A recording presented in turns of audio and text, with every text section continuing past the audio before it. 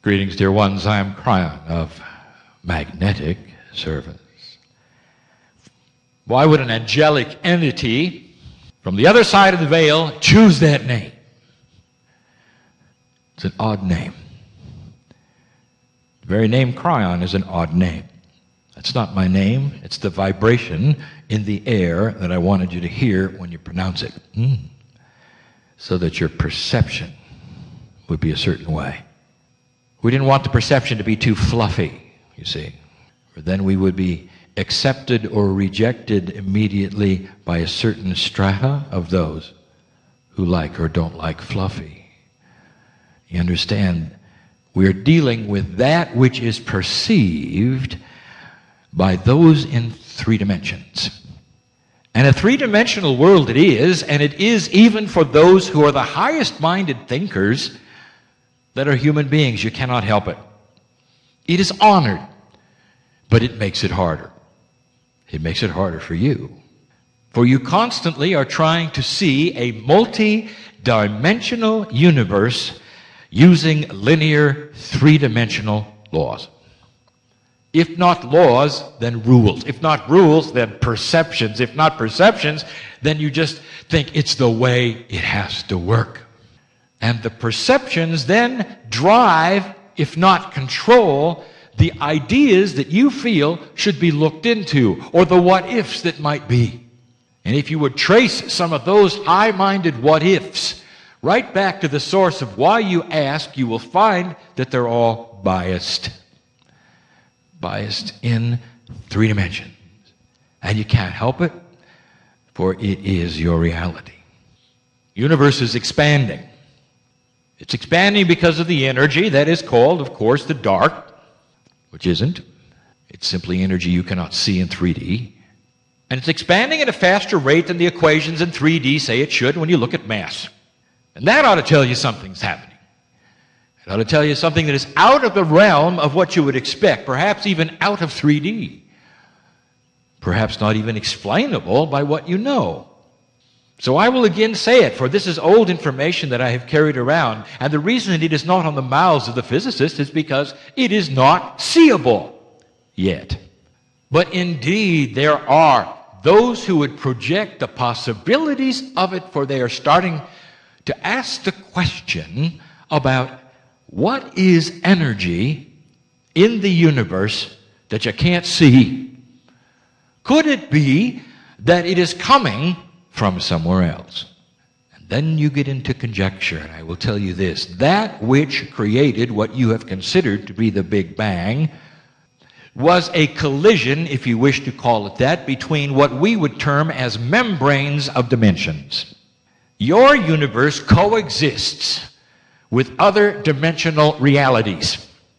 Postured and sitting within what you think is 3D is a whole scheme of other dimensions that overlap. They don't interfere, but occasionally the membrane gets close enough to affect it energetically, and it pulls upon yours and creates energy that doesn't add up in 3D. You are expanding at a greater rate because there is a dimensional overlap that's pulling it that way. Eventually, it'll get to the place where it will pull it faster and faster. That's verifiable, by the way. And over billions of years, another universe will be created from a membrane that comes too close to the vibratory rate of yours. And you will have, in another realm, another Big Bang. Of course, there is no such thing. You don't get something from nothing. In the beginning, at least, there had to be energy. Rather than just saying there was energy that all of a sudden went from nothing to everything, doesn't it make more sense to you, even in 3D, to think that just maybe, perhaps, there was something already there, a beautiful system, perhaps it was elegant, perhaps it was not in 3D, and when the membrane came close to that which was energy ready to erupt, yours was created. The universe had the beginning due to a dimensional shift. Hard to think about. No beginning at all, just a change of energy from something that already was there. And then you have to say to yourself, well, what was the beginning of that? And we say, oh, how human of you. There was no beginning. It's in a circle. Guess what else is in a circle? And this you won't understand. You can't. It won't make sense. It's out of linearity. Time. I'll tell you. What's going to happen in your future that remains to you as a potential will change what happens right now. It pulls upon you. That is why we are so safe to say to you the potential of your civilization on the planet at the moment is positive. For the future, which you think has not happened yet, but in a potential quantum way exists, is pulling you toward it. If that's the case, is it possible that your present is pulling on the past? There are physicists who are starting to experiment with that very thing. Time is in a circle. It tells you something, that the potentials are actually catalysts. There are those physicists starting to ask the question, is it possible time goes in both directions? It does. And the irony is that the good doctor who sits here has a device that proves it. Oh, he's doing it in a very small way. But what he's doing creates dimensional membrane shift. The dimensions move together to create information to cellular structure. Is it possible that the human body is a reflection of the universe? Is it possible so as above, below? And to what extent? And the answer is yes and yes. Questions have been answered this very day. And I will again give it to you. Human being, why do you wish to singularize everything to the point of absurdity? You say at the middle of your galaxy there is a singularity. You're aware that in 3D a singularity is impossible, and yet you say there is one. Why do you ignore the physics that you know? Do you realize that all the laws of physics that you paste upon 3D come in pairs? We've told you that the missing 2, to bring it to 6, are a strong and weak interdimensional force. Well, when you have strong and weak and all the other forces, why do you look at the middle of your galaxy with the most profound energy that is there and say there is one thing? That's a bias. Do you understand? There are 2. A strong and a weak, a push and pull source. And what do they push and pull? And I will tell you, first of all, they don't go into nothing. They're all connected to the other centers of every galaxy in the universe. What do they push and pull? Light? No. That's your 3D perception. Is there gravity there that you can't understand? Of course there is. By the way, gravity is an interdimensional force. You knew that. So is magnetism. I am the magnetic master. Magnetism, gravity, and light. Even time. All multidimensional. What is it they're pushing and pulling? And I will tell you, and you're not going to understand it. Information. What kind of information? Well, it's not 3D. Dear human beings, it's about life. The appropriateness of it, the spirituality of it. It's a benevolent God that sets these things in motion, biased for life. We are. And that is the engine of your galaxy. You talk about the stamps in the grass, and you have all these theories. Yes, they're real, those crop circles. Yes, they're real. They're not circles at all. You know what they are? I'll tell you. They're fractals. And where might that come from? And I'll tell you something, and you're not going to understand this either.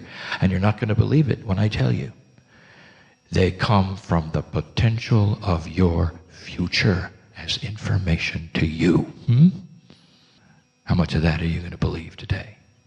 Your body is a setup, much like the galaxy itself. It has mastery inside. You might even say it's perfect. You might even say that it is ready to live forever. You might even say that. But until it moves past 3D, it's going to continue in the old paradigm with the same assumptions, with the same subconscious. What the doctor discovered was how to pass interdimensional energy, which is information, directly to your mastery. To create in the body a non-invasive way that awakens that which is the very stem of its creation, the fractals inside, much like the fractals outside. Those teeny black holes that you might say are the center of the galaxy, feeding information back and forth to other galaxies, are the ones in your cellular structure talking to each other. Interdimensional they are, so small you can't see them. And the doctor has the device that will imbue into chemistry, good chemistry, the instructions for the body to grow, to heal, to repair, to become more efficient. And it does it on its own. Spontaneous remission? What is it? We have said it before, long before this weekend. It is the human body at its best. Miracles, what are they? It is a change in perception of the human spirit to the degree that when they touch the hem of the Master's garment, they know they will be healed. And the power is not in the garment, but in the perception that they'll be healed. What is it you can do? And so you are having outside influences given to you through the chemistry into your cellular structure that helps you to what? To change your perception. And the perception is not necessarily in your consciousness, it is the perception of the receptors of the cells.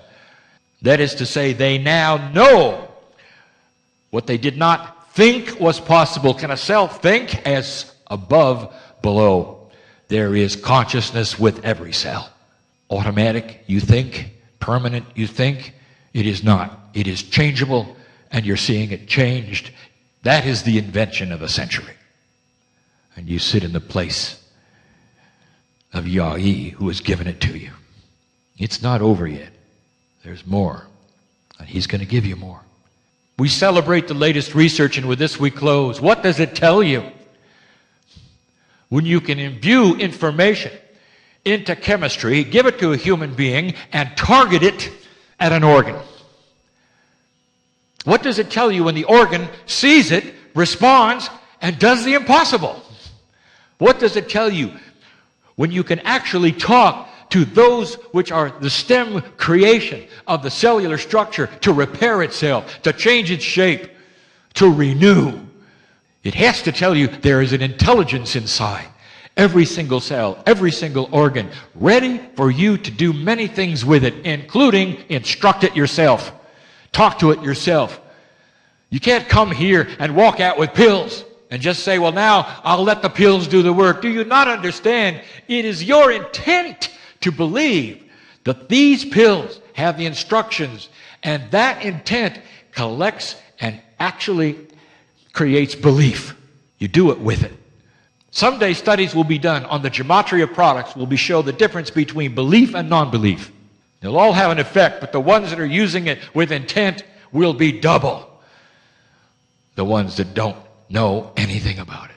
It'll be the first of that kind of an experiment, the first of that kind of the results, which shows that the human mind, with perception, actually can control the efficacy of the chemistry that is put in and what happens afterwards. But you knew that, didn't you?